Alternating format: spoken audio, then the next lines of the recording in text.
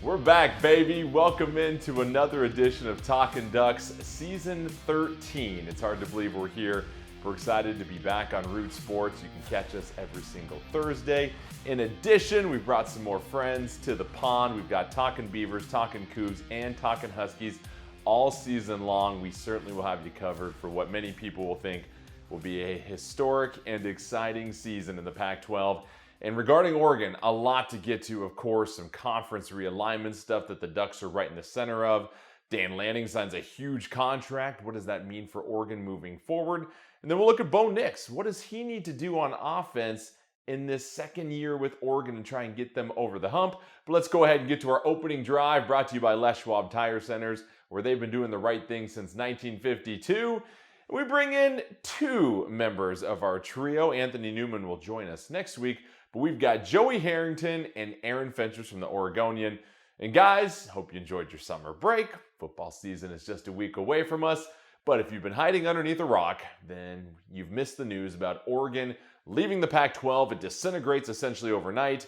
And the Ducks, along with the Huskies, take a late invite into the Big Ten. And Joey, let's start with you. What does this mean for Oregon now? What does it mean for the Pac-12? Just your whole thoughts on this huge move that's going to change everything we know about Oregon athletics. First of all, two things. One, Jordan, good to see you guys again. Great to see you. As well, two, do you intend to have anybody else speak during this segment? Because no, I am done talking. I'm going to take my foot off the gas and leave it up to all you guys. That's what I was going to say. Like, coming to me first on this could be a dangerous thing because you may not get anybody else in the conversation. Look, let's start with the reality of the situation. College football is no longer college football or the college football that we have seen for the better part of the last century. It is a form of professional football that through NILs and TV deals and transfer portals is completely has completely changed. We need to recognize that to start, and then understand that if you don't adapt to that new reality, you die. Like that's the nature of the game right now. You adapt or you die. And so I don't blame Oregon for leaving, because that's what college football has become. Now, that being said, I don't know that I could be more disappointed. Sure, it's exciting that Oregon is part of this new college football landscape, but between the mismanagement of leadership over the last 2 decades, between leaving behind a century of regional rivalries, of Rose Bowls, of tradition. I mean, just with the very, let's start with Oregon and Oregon State. Yeah, sure, Oregon says that they have every intention of making that continue. But if I'm Oregon State, like, there's part of me that says, screw you guys, you left. Like, we get to decide whether we play that game anymore. That makes me sad. The fact that this decision was made, I don't want to say without consulting or without thinking about those student athletes from other sports. I mean, all the softball players who came out the day after this happened and said, look, I didn't sign up to play in the Big Ten. I signed up to play in the best softball conference in the country in a place where my parents could come watch me play. I didn't sign up to play Rutgers and have my parents fly to New Jersey. Like, there are a lot of decisions that are being made in a vacuum about a program, or I should say a sport, which flies 100 athletes, 60 some athletes and trainers and medical staff, 100 people by charter from the game, from your site to the game and immediately home. But volleyball doesn't fly charter, and softball doesn't fly charter, and soccer doesn't fly charter, and there's so much that's been brought into the discussion over the last 5-10 years about mental health, about the well-being of all student athletes, and then you make decisions that are purely based on Money. Yeah. They're based on TV money. And while I understand, and like I said, I'm excited for what this means for Oregon's program going forward, you can't look at this in a vacuum because this decision affects so many other people and is truly, especially with the information that has come out post decision to leave about how close we were to keeping this thing together. This decision killed the Pac-12. I mean, you've got 4 teams that are trying to resurrect it potentially, but it's never going to be what it was. So yeah, I get it. I don't blame Oregon for making the decision. I'm excited to see them play Michigan and Ohio State. But that doesn't mean that I can't be sad and disappointed at the same time. I'm not going to have the same passion for the Oregon-Illinois game that I would for the Oregon-Stanford game, right? It just doesn't mean as much Stanford to this me. year, though. So. Yeah. So there you go. Have we hit commercial yet? Well, Joey, thank you for the audible version of your senior thesis. I thought we were going to run out of season here. But Aaron, I know you've been waiting your time and you've been patient to get your first words in of this year. But let's get to you. I mean, what does this mean, the here and now present for Oregon? This is going to change the regular season. I mean, what does this mean in your perspective for the Ducks now that they're members of the Big Ten? Okay, before I get to Oregon, let me just address this conference thing. It's disgusting. It's disturbing. How do you destroy the legacy of a conference, a 100-year-old conference with such a great storied history of success on so many different levels, simply for TV money for football? It's unconscionable to me that this was allowed to happen. I would expect that these intelligent people running the show would figure something out to not destroy an entire conference. And I get it. Money rules, football rules, but at some point, common sense has to rule, and some kind of sense of history should also rule, I would think. Chip Kelly made a great suggestion recently. He said, just separate football from the equation. And I think that's the best thing to do because college football is not really college football anymore. It's professional football. This is called what it is. It's AAA football. So just start, a football league with no real conference affiliation and let the other teams be, because this is impacting a ton of other college athletes in different sports. And some people say, well, they don't generate revenue. Well, yeah, I get that. But, Gonzaga has a lot of sports programs. They don't have football. UC San Diego, UC Santa Barbara. There's a lot of schools out there that don't have football that somehow field athletic programs. So you can do it without football. So why let football ruin the experience for the other sports? These other teams don't want to travel to Iowa, Nebraska, Rutgers, Ohio State. I mean, they might a couple times a year, but not as their main conference schedule. It's just going to be disruptive for all these other programs and teams. And yeah, I care about their future as much as I do anyone playing for a football program. As far as what this means for Oregon, look. Once UCLA and USC left, as Joey has pointed out, the conference was not the same. I mean, it just wasn't. And then Arizona and Arizona State bails. Utah wants to go to the Big 12 as well. So if you're Oregon, yeah, you kind of got to do what's best for you because everyone else is. So you go to the Big 10. It makes sense. I totally get it. So it's like this fine line where, I'm hating the game, not necessarily hating the players, and the players being the college programs. As for what this means for Oregon, be careful what you wish for. Oregon is going into a deeper, better, stronger conference. A conference that, quite honestly, they may be fortunate to win one every 10 or 15 years. That may sound harsh, but let's look at reality.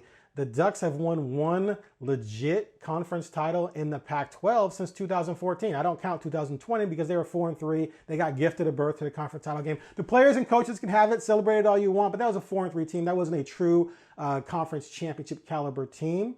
So that's one since 2014. So how many are they going to win, in the Big Ten, a tougher conference? 10 wins used to be the benchmark. Now it's probably going to be 8 is good enough. But on the other side, that's not going to matter as much because they're going to go to a 12-team playoff, which means if you win 9 games in the Big Ten, even if you don't win the conference, you're probably going to get into the playoffs anyway. And so Oregon's going to be in a position, I believe, to get into that 12-team field.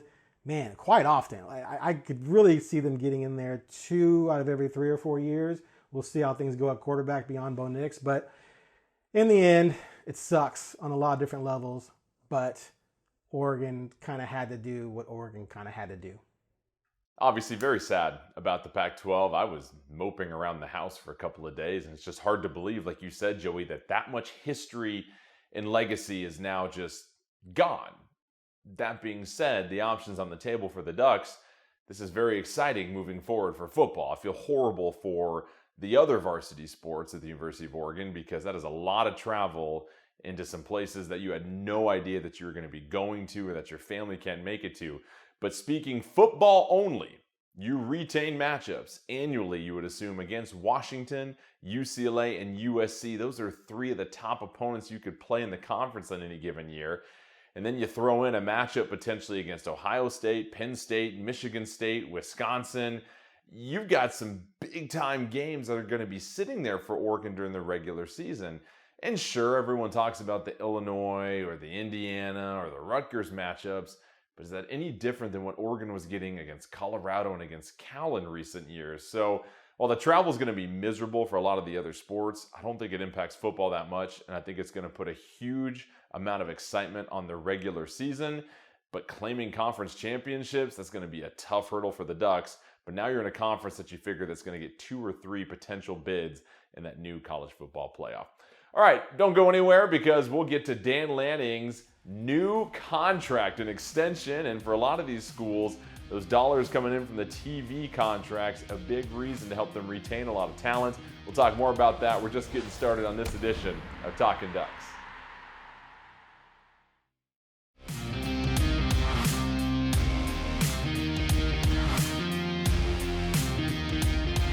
You're watching Talkin Ducks, built by Par Lumber. Time now for Talkin' Numbers, brought to you by Par Lumber. And how about Dan Lanning? He agreed to a 6-year, $45 million contract extension that'll keep him with the Ducks through the 2028 season. The new deal increases Lanning's salary from $4.7 million to $7 million this season, which makes him the second highest paid coach in the Pac-12 behind only Lincoln Riley. Now get this though, it includes a $20 million buyout if he leaves at any point prior to the end of the deal, even if that's one game prior to the end of the deal. $20 million buyout. Let's go ahead and toss to Dan Lanning on why he is not going anywhere and why he wants to stay in Oregon. As a coach, all you ever really want to focus on is being a place where you can win and you can raise your family. And since the day I got here, it's been no secret that I want to be here. I'm thrilled about the opportunity that was given to me to become the head coach at Oregon. It means a lot to me. I never take it for granted. Wake up every morning, I pinch myself. But ultimately, my love for this place and what it provides for my family in a place that they can be and have some consistency. I've got 3 kids. They've lived in 8 states. You know, it's nice to be able to see them graduate from the same school. And when you know there is a bold vision for what's next, when you know that there's opportunities for more things down the road, you see the commitment and the alignment of our university. As a coach, you're willing to sign up for that because you know winning, you know, that's a priority here, right? And we have what it takes to win. So when we have what it takes to win and you can have some consistency for your family, I think that shows how, again, back to my opening statement, how much belief there is in Oregon and what we're about to achieve. Around college football and in here as well, we heard coaches say, I'm in, I'm committed, this is it for the long term, and then opportunities arise and coaches leave. So why should people believe that you are here for the long term? You got $20 million? I mean, look, I don't mind, we talk about when you cook breakfast, right? The chicken, right? You pop out an egg, he's committed, but the pig, like he's all in, right? That bacon, it takes a little bit more. Coaches, so often it's not fair in college football, in my opinion, when a university makes a commitment to a coach, but a coach doesn't make a commitment to that university. I want to be here, right? And believe or not believe, whatever you want. I mean, there's no secret that this is what I want. I've said before, the grass isn't always greener. Like, I have everything I want here, right? And there's a vision for this continue to grow. We're able to get elite players. I think that's no secret. As long as we can continue to recruit at a high level, develop, and continue to have world-class facilities, continue to push the bar in everything that we do, everything's here that's necessary for us to be successful. So it's something I want to sign up for. It's not something I shy away from. All right, Aaron, your thoughts. College football salaries. I tell you what, I wish I would have gotten into the business 17 years ago. But either way, congrats to Dan Lanning. It's awesome. But your thoughts on what this means for Lanning and what this type of contract speaks. Why do I feel like it's time to go out to breakfast after all that talk about eggs and chickens and bacon? I'm not sure I followed all of that, but okay, look, bottom line here is that Lanning needs to write some very personable handwritten letters to, specifically, go buy some roses, 2 dozen would work, and get 2 expensive bottles of wine, package them up into 2 separate packages, and send 1 each to Mario Cristobal and Willie Taggart, because they are directly responsible for this ridiculous contract that was actually warranted in many different ways. Look, we've heard what Lanning said before, twice before, from Taggart and Mario about wanting to be at Oregon, and both left. That doesn't mean I think Lanning is lying per se. I think he does want to be at Oregon. It's the best job he has offered to, right? It's the job he has. There's no one else offering him a job similar, so of course he wants to be at Oregon. That said, this contract screamed that Lanning is a flight risk, and Oregon knows it. If we can, he talked about it's not fair when coaches aren't loyal, but who's loyal to coaches? Coaches get fired all the time, right? We live in a world where a coaching staff can get fired after 1 losing season, 2 seasons after going to the national title game. We also live in a world where an entire conference was destroyed over TV money. It's all about the money. So when a program struggles, everyone wants to fire the coach. There are people who love Dan Lanning. There are also people who were cracking on him after he lost to Oregon State last year and wanted him gone right away. That's how fragile this is. So if I'm Oregon, I'm looking at the situation where I have to make a business decision to try and lock this guy down, right? And what this contract does is 3 main things, really. 1, it really shrinks the amount of programs that would even be willing or in a position to try and steal Lanning. Because if you try and steal him, you got to pay him about $10 million a year, right? And Phil Knight's probably going to pony up some money to help match that in the first place. But you also have to pay Oregon $20 million just to steal him. That's a lot of cash for anyone. So that shrinks the number of programs that could come get him. Also, it raises the bar for what Lanning must accomplish to even influence such a program to come after him. He's going to have to win the Big Ten a couple times probably, or at least get into the Final Four of the playoffs for a team of the caliber that would have the money to do this to come after him. So that's smart by Oregon. You make it extremely difficult for him to really be taken away. Now, if you're Lanning, right, you'd be crazy not to take it. You're being given massive guaranteed money that you have not earned. Let's just be blunt about it. He hasn't earned this money. This is all on spec. He's had 1 season in Oregon. He won 10 games. Great. Did he take over a program that won 2? No. He took over a program that won 10 and went to the conference title game, right? So he took over a good team. He made some good moves. He won 10 games. The defense was weak, which is his side of the ball. He lost to Washington. He lost to Oregon State. He didn't earn this money. He's been given this money to try and make sure he doesn't leave because Oregon doesn't want to look silly again by being left at the altar for a 3rd straight time. And that's smart on Oregon. So, we'll see how this all works out, obviously.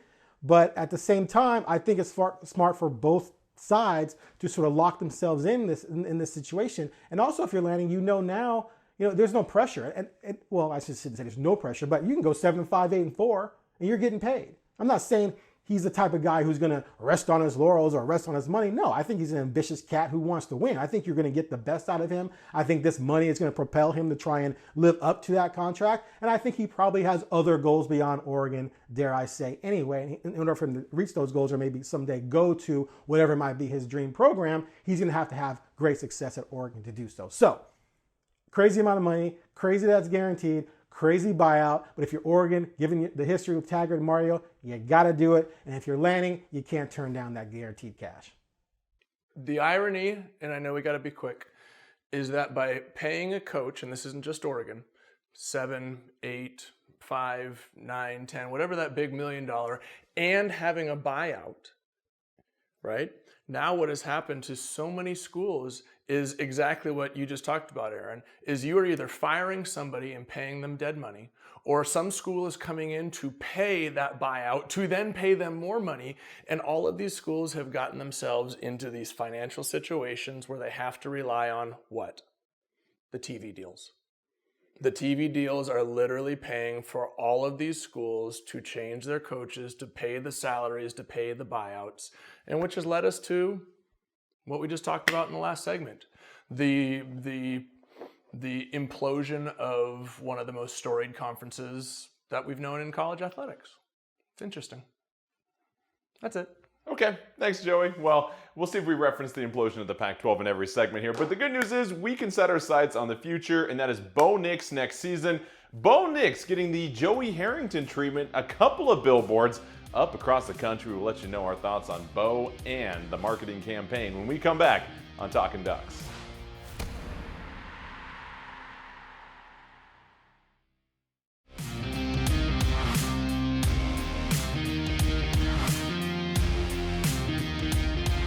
You're watching Talkin Ducks, built by Par Lumber. The past couple weeks been like?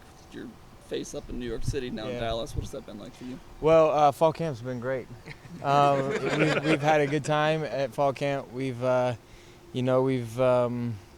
connected over the last few weeks. We've had, a lot of, players step up and fill roles, and a lot of, vet guys that have been doing it a long time, but, they're still reliable. And, with that comes great things like, billboards. It's great for the university, I think. It's great for the team. And, we're not going to let it distract us. We're going to keep the main thing, and that's doing our best to win football games. What was your involvement in the conception of putting you on a billboard? I guess just playing at Oregon, I was way out of my hands. It's a lot bigger than me. But, it is a blessing to be in that opportunity, be in that position. I couldn't have done it without my teammates, first of all, to even be in this situation. Somebody even wants to do that for me. But, it speaks to the university. It speaks to the football program. It speaks to, how prestigious it is to go to a place like Oregon, and how, one time you're on one side, and then you get to a school like Oregon, and then, all of a sudden how things can change and how your story can change. And so I'm just blessed. Was the involvement of the designs or the photos that they used? Was a Heisman campaign and publicity and pushing you and putting in that platform part of what they were talking to you about in December and January about coming back? Well, they sure can't give you a Heisman, so that's not necessarily a reason, I came back. I came back to win a championship, and, I came back to play with my teammates one more time, and, play at Oregon one more time, have a season with, the fans and the history one more time. And, all that can take care of itself. I think on the field is where, you got to go out there and really make strides and really grow. And, like I said earlier, you got to keep what's the main thing, or you'll just lose sight of it, and then you won't be as good as you can be. It's time now for our legendary performance, brought to you by Abby's Legendary Pizza. And how about Bo Nix getting not one, but two monstrous billboards, one in New York City, the other in Dallas, as the Heisman Trophy campaign begins. And with that, possible expectations, some pressure. Well, let's talk to the one man that had a billboard in Times Square. Now, Joey, I just had a picture on my mom's refrigerator prior to my season, so I don't know what it's like to have Did a it have the 30-story schedule on it? billboard Like it was the schedule in a card? major city, but you've been there. Like, what are your thoughts here with Bo Nix and these two billboards, one in the middle of the country in Dallas, the other one all the way across the country in New York City, and the expectations and pressure that comes with that? One, I love it. I mean, first of all, I could not be happier for him. He is a fantastic guy. With the way that he has come in and embraced this team, and with his play on the field last year, like there couldn't be anybody more deserving. And when I say more deserving, I mean an incredible player, an incredible person, but also needing a little bit of a boost, right? In terms of visibility, right? A little bit of hype. We all talked about it last year, how if Bo continued to play before he got injured at that level, he might get an invite to New York. Like the way he was playing last year was absolutely deserving of being in New York, but there's a narrative. Right? He's not in the SEC. He's not the USC quarterback. So I love the fact, one, that it's happening to a fantastic young man. Two, that Oregon is putting their resources behind him to just go out and do it again, make a splash. And three, like you had mentioned pressure.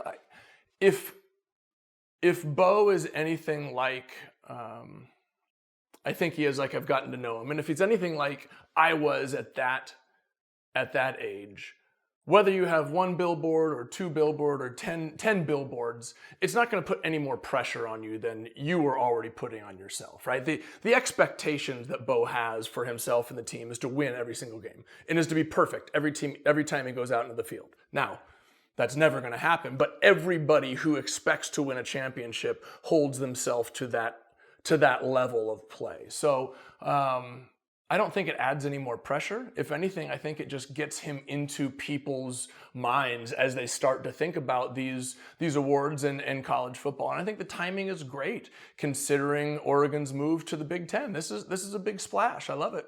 So Aaron, Bo Nix with 2 sets of billboards now, one in Dallas, one in New York City, and there's a lot of hype that comes with that. Many people might think he's third in the Heisman Trophy race in his own conference, and so you want to build up that resume and that hype for him. But where can he improve after last year? This was one of the all-time most efficient seasons we ever saw from a quarterback in Oregon history. He had an offensive line that was essentially flawless for the season. How does he elevate his game? How does he continue to improve? What do you need to see from him this year? Look, Bo was amazing last year. I told you guys several times that I wanted to propose to the deep balls he throws to Franklin. They're so gorgeous to watch. You know, I said this last year, I think you guys blasted me a little bit. It was this extreme nitpick, but when he got injured and couldn't move around as much, his production went way down, in part because he couldn't move around as much. So I guess the only thing really you want to see from him is maybe become a little bit better from the pocket. Not that he wasn't amazing from the pocket, but you can always improve somewhere. But if he puts up, what do you have, 4,000 total yards last year and 43 total touchdowns, 71% completion rate, I mean, it's difficult to improve on that. But I guess the big thing is just stay healthy. If he stays healthy, maybe they close out UW, I think they definitely close out Oregon State. So now you're looking at going to the Pac-12 title game, which means a better bowl game, which means more visibility in terms of contending for the Heisman. So if he stays healthy, he's going to put up numbers. There's no reason to believe he's not going to. And therefore, if the team can win 9, 10 games and he puts up similar numbers, I think he gets invited to New York. If they can win 11 games, then he could be a front runner. Frankly, I love the billboards. At first, I thought, do we really need to do this in this day and age when it's easy to now tweet and share things on social media? But there's something still impactful about something in person, seeing that and opening up the eyes of a lot of people that might not even think about Bo Nix because the games might be late as far as East Coast and when you take a look at Central Time. So I love it. Good for Oregon getting back to their marketing roots of being bold with those billboards. All right, don't go anywhere. When we come back, we'll talk about our quick fix. What's the most intriguing aspect of this Oregon team coming into this season? We'll break it down when we come back on Talkin Ducks.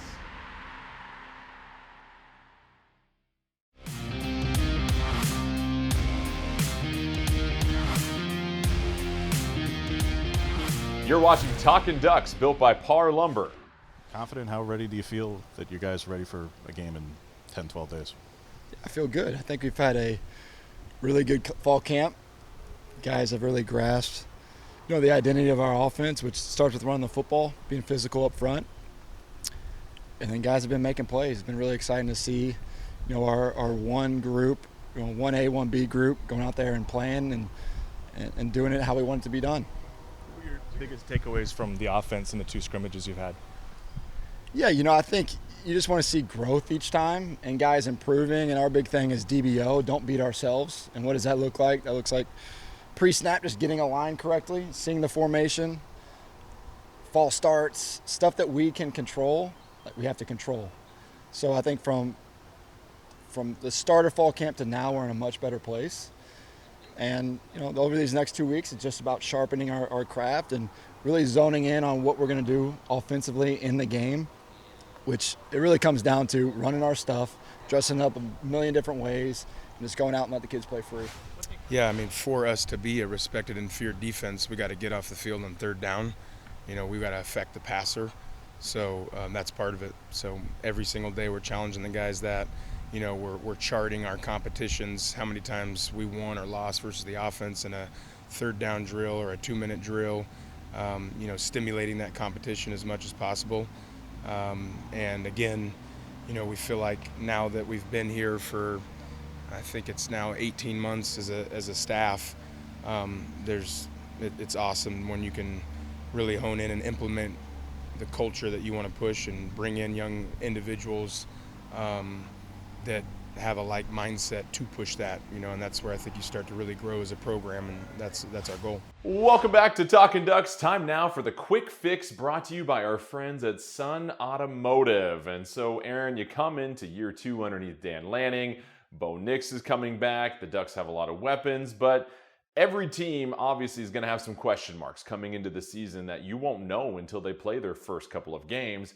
When you look at this Oregon roster and the pieces they have coming back, some of the new transfers, you consider the guys that left, what do you think is the most intriguing thing about this year's team that you're really curious to see if they can answer this question? Defense, defense, defense. Look, you give a defensive coordinator $7 million a year to coach your football team, that defense needs to be really good, period. Bellotti had great defenses.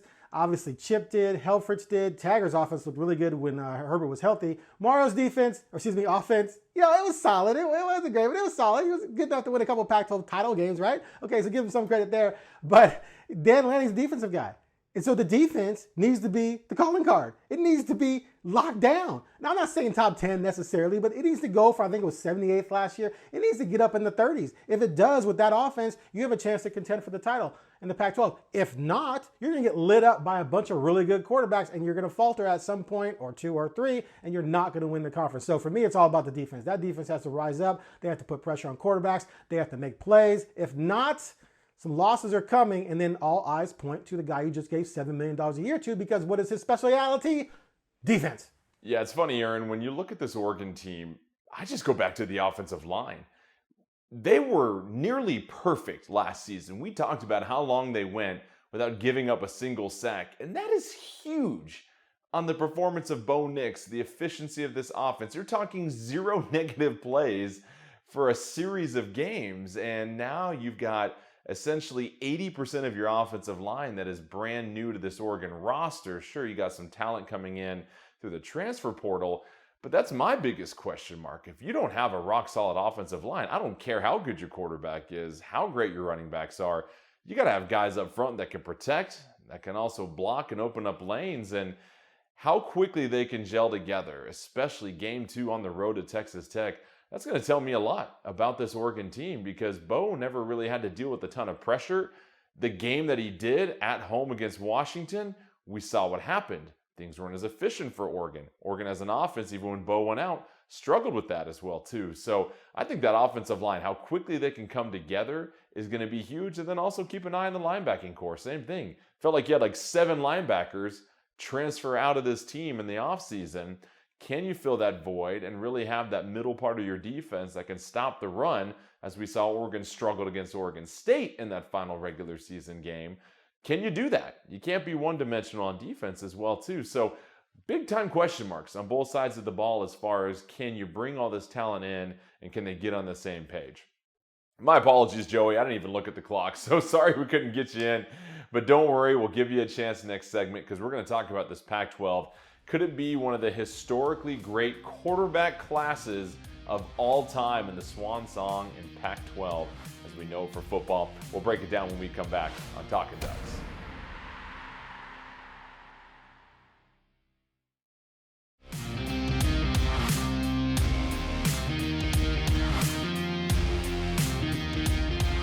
You're watching Talkin Ducks, built by Par Lumber.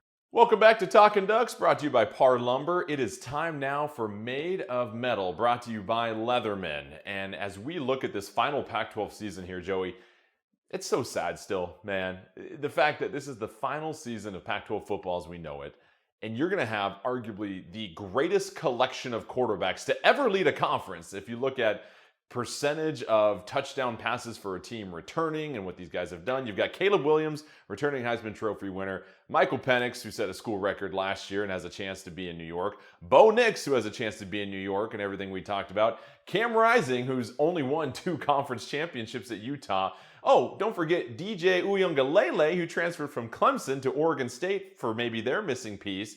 And then you've got Shaden Sanders at Colorado. You've got some exciting guys across the conference. What do you make about this final season and what the Pac-12 is being able to present on the field, especially from the quarterback position?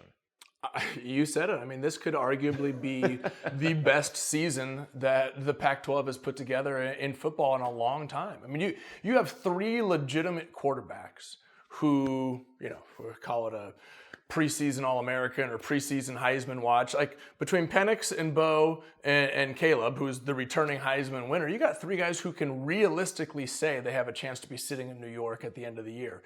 And then, back-to-back conference champion with Cam, and then DJ coming from Clemson, who was we talk about stars in recruiting, like he was the superstar coming in there. I mean, it's a bit ironic that the conference has put together such a great collection of talent for its last year.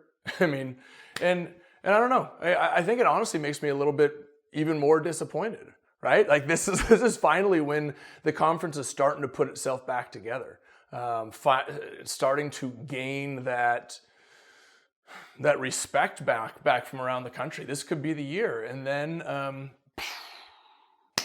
we're done. Yeah.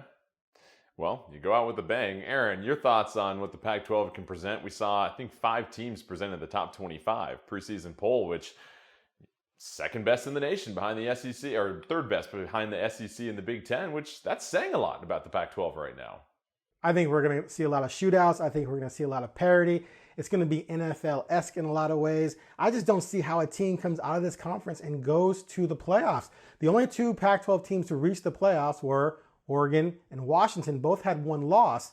So it's been proven that if you have 2 losses coming out of this conference, you don't get in. I just don't see who's good enough on both sides of the ball to only have 1 loss at the end of the season. That's how deep this conference is going to be. And so it's going to be a lot of fun, but forget the playoffs, whatever. Let's just hope for a very competitive season, a very intriguing season, some upsets, a lot of fantastic games after dark, and leading up to what could be a great Pac-12 title game and the final one ever. Yeah, it should be a fun one, and I think you could put an asterisk on all of the defensive stats for this season because coordinators are going to have one heck of a time trying to keep up with this quarterback class. All right, when we come back, we'll wrap up shop. We'll give you our predictions as we look at Oregon's schedule. The over-under for the Ducks will reveal it and let you know whether or not they will eclipse that when we come back on Talkin Ducks.